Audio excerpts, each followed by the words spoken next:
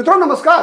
क्या पंजाब में भारतीय जनता पार्टी और शिरोमणि अकाली दल साथ आ सकते हैं? क्योंकि शिरोमणि अकाली दल ने महिला आरक्षण बिल पर और फिर डिलिमिटेशन के मामले में अपनी स्थिति स्पष्ट कर दी है। प्रधानमंत्री से मुलाकात हुई 7 अगस्त को और 8 अगस्त को अकाली दल ने यह फैसला कर लिया कि अकाली दल संसद में जब कभी भी महिला आरक्षण का बिल आएगा, डिलिमिटेशन का बिल आएगा, तब शिरोमणि अकाली दल इस बिल का समर्थन करेगी। यह घोषणा अकाली दल का करना दोस्तों क्या इस बात का संकेत है कि वो भारतीय जनता पार्टी के साथ शिरोमणि अकाली दल का जो 6 वर्ष पहले जो संबंध टूटा था, 24 साल पुराना संबंध जिसमें ब्रेकअप हो गया था, तलाक हो गया था भारतीय जनता पार्टी और शिरोमणि अकाली दल का, क्या एक बार फिर से दोनों पार्टियां मिल रही हैं? दोस्तों इस पर चर्चा करेंगे इस वीडियो में। साथ ही समझने का प्रयास करेंगे कि भारतीय जनता पार्टी राघव चड्ढा को कौन सी बड़ी जिम्मेवारी देने वाली है। दोस्तों आप सबको पता है कि राघव चड्ढा वो किरदार है पंजाब की राजनीति में जिसमें कहा जाता है कि 2017 से 2022 के बीच पंजाब की राजनीति में जो उथल पुथल हुई और जिस प्रकार से कांग्रेस को हाशिए पर डालकर आम आदमी पार्टी ने सरकार बनाने में कामयाबी हासिल की, 2022 में भगवंत सिंह मान मुख्यमंत्री बने, उसके पीछे कहीं ना कहीं राघव चड्ढा की बहुत बड़ी भूमिका रही थी। आपने देखा अभी भी जब ब्रेकअप हुआ, जब आम आदमी पार्टी टूटी, तो राघव चड्ढा अकेले नहीं बल्कि 6 अन्य राज्यसभा सदस्यों के साथ भारतीय जनता पार्टी में शामिल हुए। दोस्तों इसके अलावे चर्चा चल रही है हरभजन सिंह की कि क्या भारतीय जनता पार्टी हरभजन सिंह को विधानसभा चुनाव लड़ाएगी। ऐसे कई ये 3 प्रमुख मुद्दे हैं दोस्तों जिस पर आज समझने का प्रयास करेंगे। मैं हूं प्रदीप कुमार, आप देख रहे हैं पॉलिटिकल आइडिया। दोस्तों एक बात तय है कि शिरोमणि अकाली दल के साथ गठबंधन करने के लिए भारतीय जनता पार्टी उतावली नहीं है। आप क्या सोचते हैं बताइएगा कमेंट। अकाली दल को अब यह लग चुका है कि अकाली दल अपने बलबूते पर पंजाब में कुछ भी नहीं कर पाएगी। इस बात का एहसास शिरोमणि अकाली दल को हो चुका है। शिरोमणि अकाली दल को इस बात का एहसास हो चुका है कि शिरोमणि अकाली दल अब पंजाब में कांग्रेस और आम आदमी पार्टी की ताकत का मुकाबला अकेले नहीं कर सकती। इसीलिए जैसे जैसे चुनाव का दिन नजदीक आता जा रहा है, भारतीय जनता पार्टी के प्रति अकाली दल की नरमी बढ़ती जा रही है, तलखी घटती जा रही है। और उसी का परिणाम है दोस्तों कि सुखबीर सिंह बादल का प्रधानमंत्री से 7 अगस्त को मुलाकात, 8 अगस्त को बैठक करके अकाली दल का ये घोषणा करना, अकाली दल के द्वारा ये घोषणा किया जाना कि अकाली दल संसद में सरकार द्वारा आने वाला महिला आरक्षण बिल और डिलिमिटेशन बिल दोनों का समर्थन करेगी। वहीं भारतीय जनता पार्टी कई बार स्पष्ट कर चुकी है कि 2027 में तो अब अकाली दल के साथ गठबंधन नहीं होगा। दोस्तों अब तक की जो परिस्थिति है, भारतीय जनता पार्टी ये मानकर चल रही है कि पंजाब में यदि भारतीय जनता पार्टी को इस विधानसभा चुनाव में अगर अच्छा प्रदर्शन करना है तो भारतीय जनता पार्टी को शिरोमणि अकाली दल के साथ गठबंधन करने से बचना होगा। बचना क्यों होगा? उसका प्रमुख कारण यह है कि विगत 5 वर्षों के अंदर अकाली दल के नेता सुखबीर सिंह बादल ने कभी भी विपक्ष की भूमिका नहीं निभाई। लोगों को लगा कि शिरोमणि अकाली दल के प्रमुख सुखबीर सिंह बादल अपने व्यावसायिक हितों में अधिक व्यस्त हैं।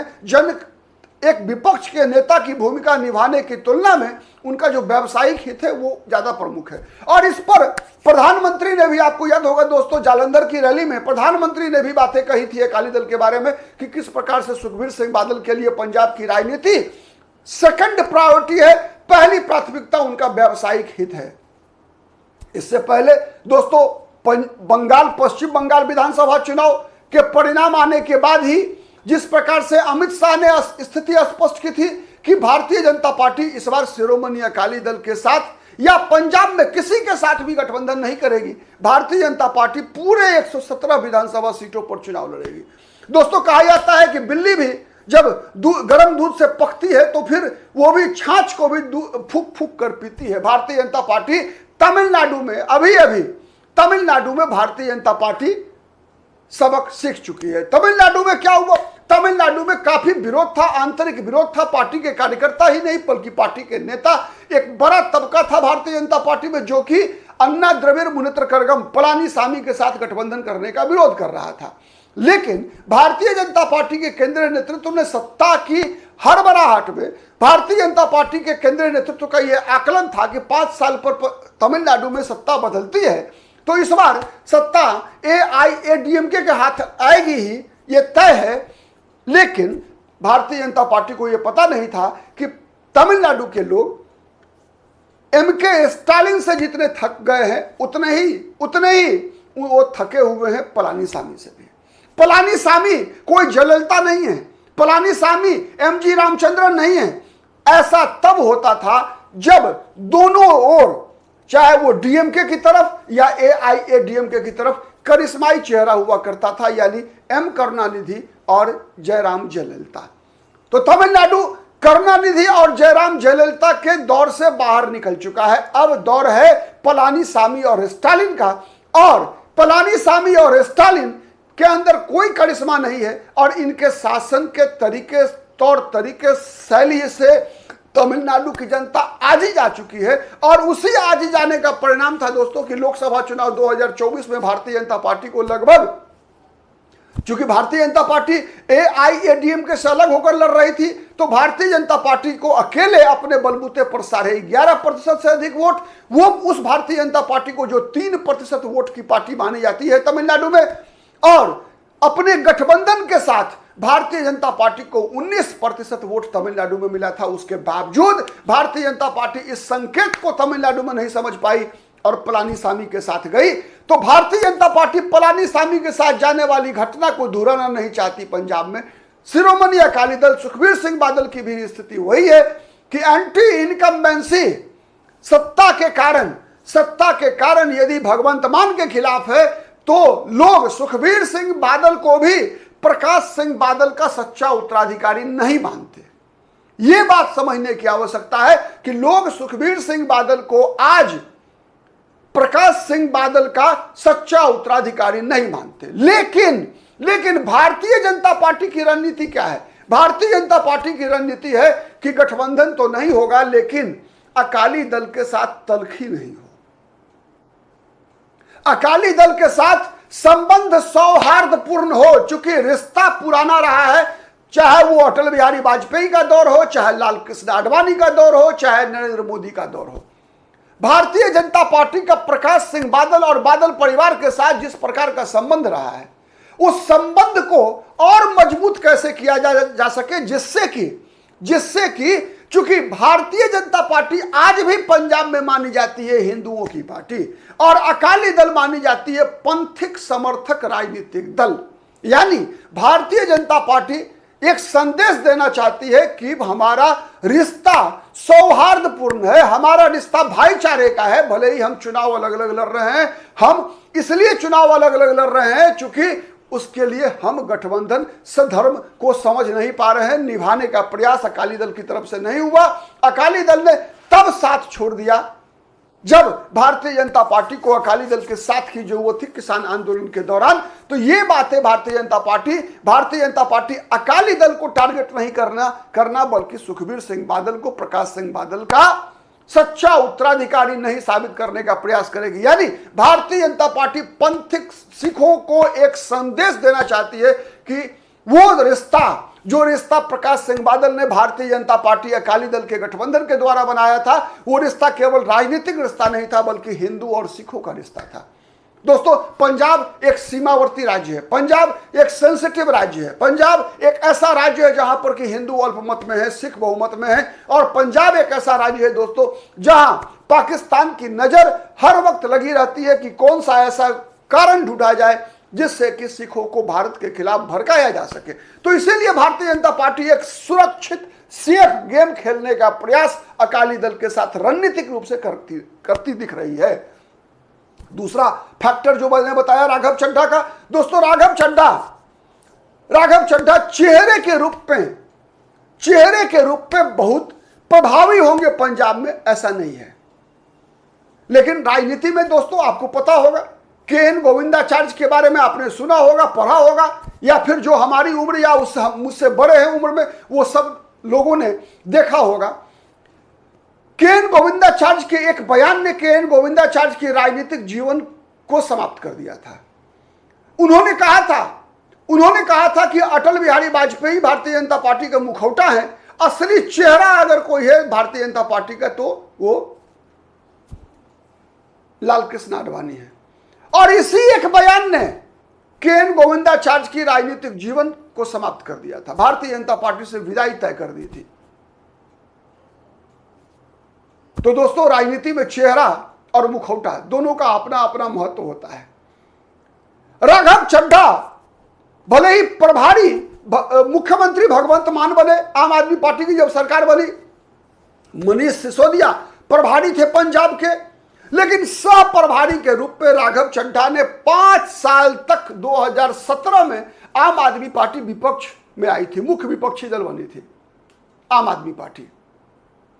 और 2022 में आम आदमी पार्टी को सत्ता में लाने में, मुख्य विपक्षी दल से सत्ता में लेकर आने में राघव चड्ढा की मैक्रो मैनेजमेंट की बहुत बड़ी भूमिका थी, संगठनात्मक रूप से। और साथ साथ राघव चड्ढा कम्युनिकेशन में बहुत माहिर व्यक्ति है, इस बात में कहीं कोई दो मत नहीं है। जब आम आदमी पार्टी में थे तो आम आदमी पार्टी के लिए हर झूठ को सच बनाकर पेश करना सानी नहीं है राघव चड्ढा का। और खैर, राजनीति में हर चेहरे का महत्व होता है। आज राघव चड्ढा भारतीय जनता पार्टी के साथ है। यकीन मानिए दोस्तों, इस मानसून सत्र के बाद राघव चड्ढा केंद्रीय मंत्रिमंडल में भी शामिल होंगे। मैं 90% से अधिक संभावना बता रहा हूं आपको, राघव चड्ढा केंद्रीय मंत्रिमंडल में शामिल होंगे। और इस बात के संकेत लगातार मिल रहे हैं दोस्तों। इधर प्रधानमंत्री की लगातार बैठक चल रही है उन सांसदों के साथ जो पहले एनडीए में नहीं थे, एनडीए में नया आना हुआ है। जैसे आम आदमी पार्टी के 7 सांसद आए, जैसे टीएमसी के 20 सांसदों ने एनसीपीआई नामक एक अनजान पार्टी में शामिल हो गए, जैसे 3 तृणमूल कांग्रेस के राज्यसभा सांसद ने अपनी पार्टी से इस्तीफा दिया, सुष्मिता देव जैसे सांसदों ने, और फिर बीजेपी की टिकट पर दोबारा राज्यसभा में जीत कर आए। तो ऐसे सभी सांसदों से प्रधानमंत्री की लगातार मुलाकात हुई। अब इस मुलाकात के बाद फिर दोबारा एक बार मुलाकात हुई दोस्तों, दूसरी मुलाकात हुई प्रधानमंत्री की राघव चड्ढा के साथ। संकेत ऐसे निकल कर आ रहे हैं कि राघव चड्ढा रणनीति भारतीय जनता पार्टी के लिए जमीन पर तैयार करने में काफी मददगार हो सकते हैं। तो या तो केंद्रीय मंत्री का पद, या राघव चड्ढा पंजाब में कोई चुनाव से संबंधित कोई बड़ी जिम्मेवारी राघव चड्ढा को भारतीय जनता पार्टी आने वाले जस्ट मानसून सत्र के दौरान बाद देखेंगे आप कि बड़ी जिम्मेवारी राघव चड्ढा को मिलेगा। और इसका कितना लाभ मिलेगा बीजेपी को कहना मुश्किल है। तीसरा बात जो मैं आज आपको बताने जा रहा हूं दोस्तों, पूरी संभावना है अब कि हरभजन सिंह विधानसभा चुनाव लड़ेंगे। हरभजन सिंह का विधानसभा चुनाव लड़ना लगभग तय है दोस्तों। पंजाब एक ऐसा राज्य है जहां खेल और खिलाड़ियों का कद बड़ा होता रहा है, चाहे वो मिल्खा सिंह का दौर रहा हो, चाहे वो वर्तमान देखेंगे अगर हम तो वर्तमान में भी प्रगट सिंह कांग्रेस पार्टी में है, हरभजन सिंह को राज्यसभा आम आदमी पार्टी ने भेजा था। ठीक है, तो ऐसा पंजाब एक ऐसा राज्य जहां पर कि खेल खिलाड़ियों का एक नवजोत सिद्धू ने राजनीतिक यात्रा की शुरुआत भारतीय जनता पार्टी से की। आज वो कांग्रेस में है, लेकिन कांग्रेस में गुमनाम है, कहीं कोई चर्चा नहीं है नवजोत सिद्धू की। तो ऐसी एक परंपरा पंजाब खेल खिलाड़ियों का, अगर हम अंतर्राष्ट्रीय खेल प्रतियोगिताओं में अगर हम किसी भी राज्य ने भारत के लिए सर्वाधिक मेडल जीता होगा दोस्तों, तो उसमें पंजाब एक प्रमुख राज्य होगा। ये मेरा मानना, भरोसा है, आप बताएंगे सच करेंगे, चूंकि खेल से मेरा बहुत नाता कम रहा है। खैर, तो हरभजन सिंह निश्चित रूप से यकीन मानिए दोस्तों, जिस प्रकार से भारतीय जनता पार्टी रणनीति बनाती है, अभी आपने देखा बंगाल में भी, पश्चिम बंगाल में भी भारतीय जनता पार्टी ने अशोक डिंडा जो भारतीय क्रिकेट टीम के खिलाड़ी थे, अभी मंत्री भी बने हैं, अशोक डिंडा मंत्री भी बने हैं। ठीक है, तो ये सब भारतीय जनता पार्टी ने प्रयोग किया है। कई अन्य राज्यों में भी भारतीय जनता पार्टी खेल और खेल से जुड़े हुए लोगों को आगे बढ़ाया है राजनीति में। अभी अशोक डिंडा का उदाहरण मैंने दिया आपको। तो हरभजन सिंह एक ऐसा चेहरा है पंजाब में जो राजनीति में कह सकते हैं नवजोत सिंह सिद्धू, प्रगट सिंह के बाद सबसे युवा है और अपने बेबाक बयानबाजियों के लिए भी हरभजन सिंह जाने जाते हैं। वैसे पंजाबी कौम ही बेबाक बयानबाजियों के लिए जानी जाती है। दिल से बोलने वाले लोग होते हैं पंजाबी, दिमाग से ज्यादा दिल को प्राथमिकता देते हैं, दिल। लेकिन कहा जाता है कई बार ऐसी स्थिति होती है कि जो दिल के जितने साफ होते हैं उनको उनके फंसने का खतरा उतना ज्यादा होता है। कई बार पंजाब को गलत रास्ते पर ले जाने का प्रयास हुआ, कई बार इतिहास गवाह है उस बात का। आजादी के बाद की बात मैं कर रहा हूं, जब पंजाब को पंजाबियों की भोलापन का उपयोग करके पंजाब को गलत रास्ते पर ले जाने का प्रयास हुआ। आज भी कई लोग हैं जो सरदार बेअंत सिंह, दोस्तों आपको आश्चर्य लगेगा, पंजाब में सरदार बेअंत सिंह जो पंजाब के मुख्यमंत्री थे, शहीद हो गए मुख्यमंत्री रहते हुए। आतंकवादियों ने उनकी हत्या कर दी, इसलिए कि सरदार बेअंत सिंह ने ही पंजाब से आतंकवाद का खात्मा किया था। उस सरदार बेअंत सिंह के हत्यारों के लिए पैरोल मांग कौन रहा है? आपको आश्चर्य लगेगा दोस्तों, पैरोल मांगने वाले लोग हैं पंजाब के मुख्यमंत्री। आप कल्पना करिए दोस्तों, कल्पना करिए कि पंजाब में लड़ाई कितनी मुश्किल है। कल्पना कीजिए कि पंजाब में एक मुख्यमंत्री के हत्यारे के लिए पैरोल पंजाब का मुख्यमंत्री मांग रहा है और उस पार्टी का